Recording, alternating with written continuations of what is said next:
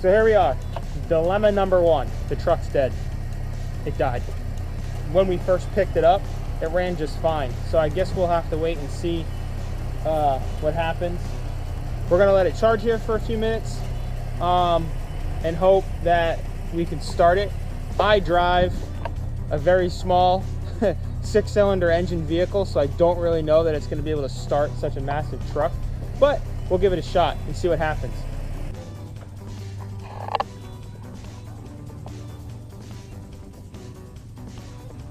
Well, there's the culprit.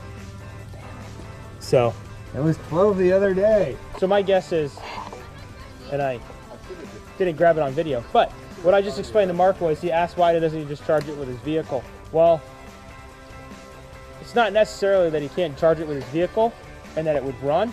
The problem is that the battery cells themselves don't hold the charge that they need to hold. They're not holding that 14 volts that we really want to get that to crank this big motor over. New batteries, that's what it looks like. What we have here is the box truck itself. The interior width of the box truck is just over 8 feet wide. So a little bit of what the problem is with that is that 4x8 sheets obviously aren't gonna fill the gaps that we have. As you can see, there's about a 2.5 inch gap that'll end up on either side of the flooring. So with the flooring, we're gonna have a slight issue with just offsetting the plywood and the insulation of the flooring itself. Not a big deal, just something to think about if you're gonna be working on your truck, that check the inside measurements of the flooring. You may wanna go to 4x10 sheets. 4x10 sheets just don't seem economical at this point. With just a 2-inch gap, we can fill those for now, and then when we lay the flooring, because hardwood flooring is your ultimate goal at the end of this anyways, right? Yeah. So when we lay the hardwood flooring, it's not even going to be an issue. You'll never see it. It'll just be something that we're aware of, but something to think about in the future. So it'll be all right. Onward, Home Depot. Home Depot. Okay, so cool thing is, we just got back from Home Depot. We picked up some plywood to run for the floor. We picked up a few trim pieces of plywood so that we could run some of the walling. We also picked up some of the plywood to start out the upper bunk bed, the upper bed portion of where one of the primary beds is going to be. A little bit more about the floor so that you guys can get a grasp on kind of what's going to happen here.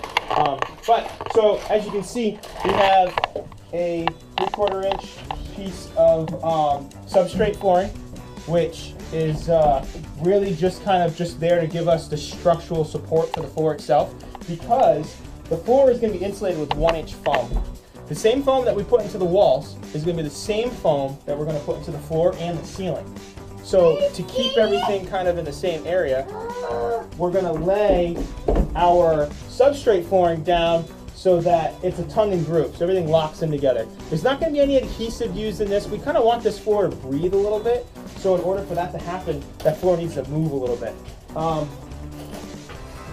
Don't get stuck on the fact that there is just substrate. Right now, that substrate flooring is mostly just there for structural support. Once we get the flooring laid on and we start getting some of the 1/4 inch plywood on the walls, we're going to lay down a vapor barrier, and Mark wants to put down hardwood flooring on the entire floor. So to give us a more leveled platform, instead of using the old flooring that's in this box truck, it's really not the best use of wood. In order to keep the flooring level and as straight as possible, we're going to need to have some sort of sturdy floor put in place. That 3/4 inch substrate flooring is going to give us what we need to get this floor nice and perfect. That's it for tonight. It's been a long day for us.